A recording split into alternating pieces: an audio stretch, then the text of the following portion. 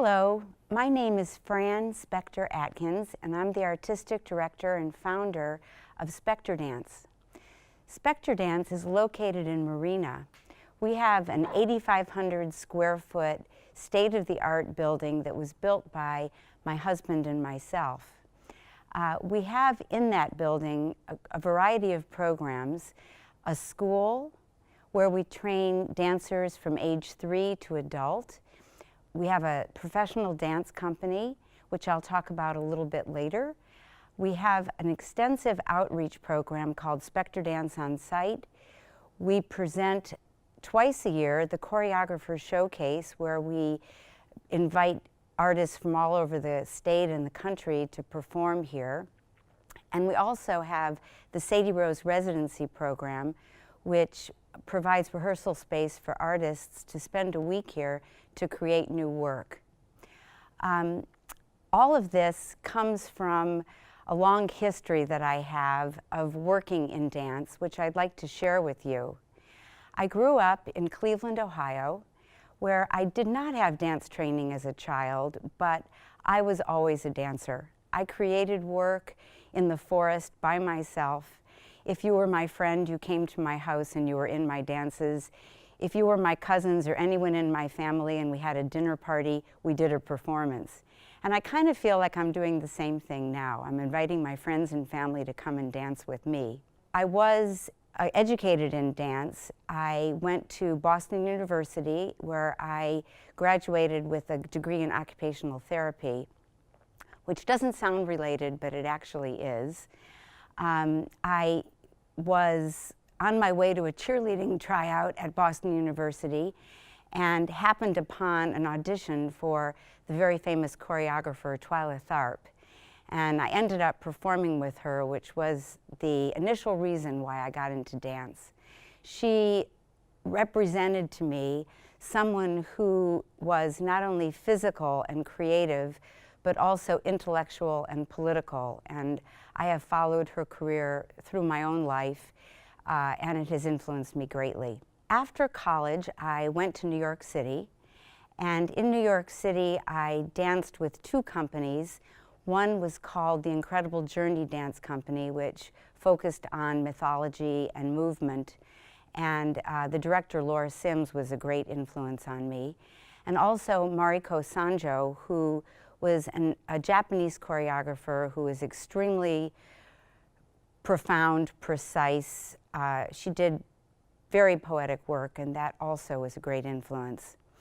I taught for and studied with a ballet teacher named Zina Romet.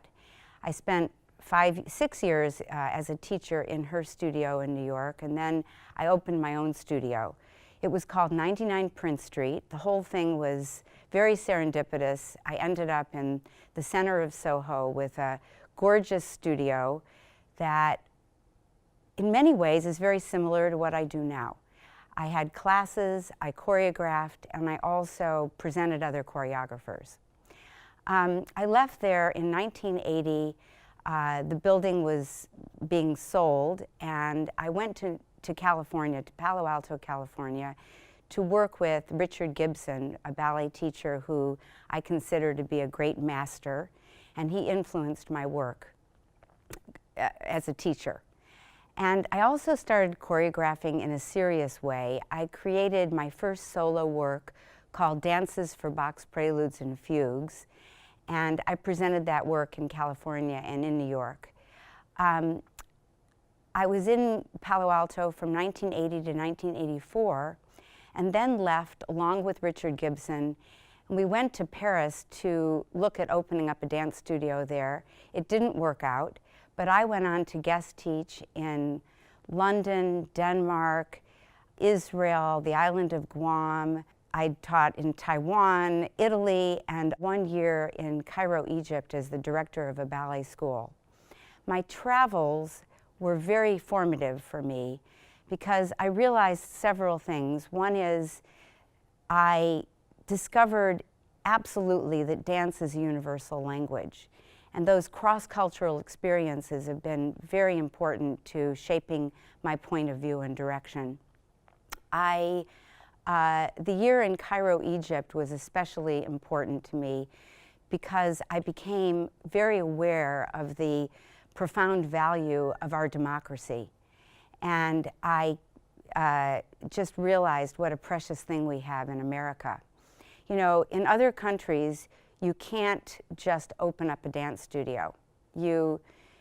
It's very rare that we can be independent business people here, and that has remained a strong value for me. After I left Europe, and I think I didn't mention that I spent a long time in London as well, and was teaching at the London School of Contemporary Dance, and it was all really, really marvelous, marvelous. I recommend travel for people to just open up your horizons in all ways. But I came back in 1984 and moved back to Cleveland, Ohio, where my family lives. And I right away was hired by Oberlin College, University of Akron, and also Cleveland State University. While I was there, I also discovered that I really wanted to have my own studio again, and I opened up the first Spector dance in Cleveland, Ohio, and I spent 2 years there. It was very successful. And I created many pieces while there, and one of them was called The Elephant's Child, based on the story by Rudyard Kipling. I was hired in 1988 to come here to Monterey County to work at Hidden Valley music seminars, and I was the director of the ballet program there for 6 years. And I brought, the first piece I performed was The Elephant's Child, and I used students from Hidden Valley, and also I performed the solo role of the snake. And David Cloutier from the Arts Council, he was executive director at that time, asked me if I would like to be nominated for the Doers Young Artist Recognition Award for the state of California, which was a very big honor. All 57 counties nominated artists, and I won. So that was a very big moment for me because it gave me confidence in my choreography. And that was 1990, and I started choreographing seriously at that point because of that award, and I really haven't stopped since. I have created a body of work that started with the literary masters from this area, including Henry Miller, Robinson Jeffers, and of course John Steinbeck. I started working with William Roden, media artist, on creating works that integrated spoken word from the novels with visual imagery, music, and dance. And that was the beginning of our process together.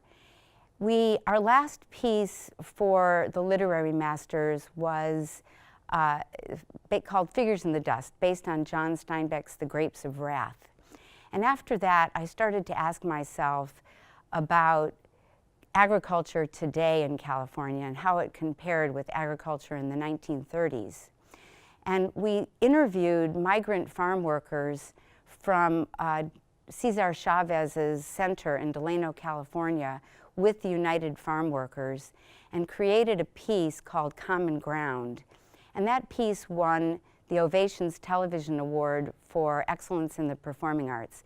Actually, it was second runner-up, but it was another moment in my life where I felt the affirmation really encouraged me to move forward. Then that piece, Common Ground, started Bill and I in the direction of working with social issues of today. And we then did a piece with the Boys and Girls Club of Seaside called The Violence Project. And that was followed by a collaboration with the Monterey Bay Aquarium Research Institute about ocean issues. And that was followed by a collaboration with Rancho Cielo about gang issues. And that was followed by another piece with Monterey Bay Aquarium Research Institute called Ocean Trilogy. The first ocean piece looked at the challenges confronting the ocean, and the second Ocean Trilogy piece really focuses on exciting possibilities from ocean from cutting-edge ocean science research. All of these works have informed my direction today, which I feel is I love doing collaborative work, which includes ideas and information and filmed interviews with people who are experts in their field. And then Bill and I integrate all of this material into kind of a tapestry that weaves together different musical styles, different movement styles, visual imagery, spoken word, and dance. So we really have fallen in love with this process. And it makes dance, we feel, more accessible to broader audiences because the visual images and spoken word kind of give you an entry point into what we call the abstract nature of dance. So I believe that dance can really make a difference. I believe that dance can inform people in a way that's different from just intellectual. So we're very excited this spring. We are performing Ocean Trilogy at Stanford University and at Sunset Center and also at the Smithsonian in Washington, D.C. Another part of my life that is very important to me is mentorship.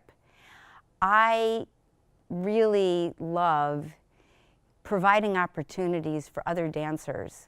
That's what the Choreographer Showcase is. We had 11 choreographers last weekend from all over the state, and it's just wonderful to give young dancers the opportunity to perform outside of their home cities and also to share the vitality of contemporary dance with local audiences. I also offer weekly dance classes in underserved parts of our community and provide free performances at many locations like Monterey County Free Library, Stanton Theater, Future Citizens Foundation. We love to bring dance to places where they might not otherwise have that opportunity. All of this is the result of the generosity of so many local donors and also California Arts Council, the National Endowment for the Arts, and individuals and businesses. We absolutely couldn't do anything without this support. I also feel like what I do is so much, it's a community activity. So many people come together to share their talents and their efforts. Primarily, I have to thank William Roden, my collaborator, and also Baba Brinkman, who's the rap artist I work with now. I've worked with him for about 4 years. My company of 7 dancers currently, and my board of directors, especially my board chair, Diana Wong, and my executive director, Amy Byington. I really couldn't begin to thank all the people who have been an influence on me, but it truly is a community effort. What I hope for in the future is I would like to keep going. I love my creative projects, which allow me to research and understand parts of our community and to translate that through my own lens, which is dance and multimedia. I also have a dream. I have a dream of really being able to establish a full-time professional dance company here in Monterey. I feel like that's like the culminating thing for my life's work. I would love to see Monterey be a destination for dance. You know, we have the wonderful Jazz Festival, we have the Steinbeck Center, we have the Bach Festival, we have so much excellent theater, but we don't really have an established dance company. So that's really exciting to me, and every dream that I've had, from the studio to the school to the work that I've created so far, they've all started out appearing to be impossible, and then somehow, little by little, with the enthusiasm of other people as well as myself, these dreams have taken shape and actually been manifested. And so I say to everyone who hears this interview, I encourage people to follow their dreams. It may seem impossible because of all the practical realities, but even failure teaches you so much. And I really love the interaction that I have with all the dreamers and all the creative people in our community. So I want to invite anyone who would like to contact me directly if there's an idea or you just want to talk about your own dreams, because I am at a stage of life where I care very much about connecting and about building community and about nurturing other artists and other creative people who have ideas. And I hope that my life's work in the future continues to contribute to other people and to build in a way that's about all the positive things that can happen here and in community everywhere. I'm really excited about several future projects that are actually in process.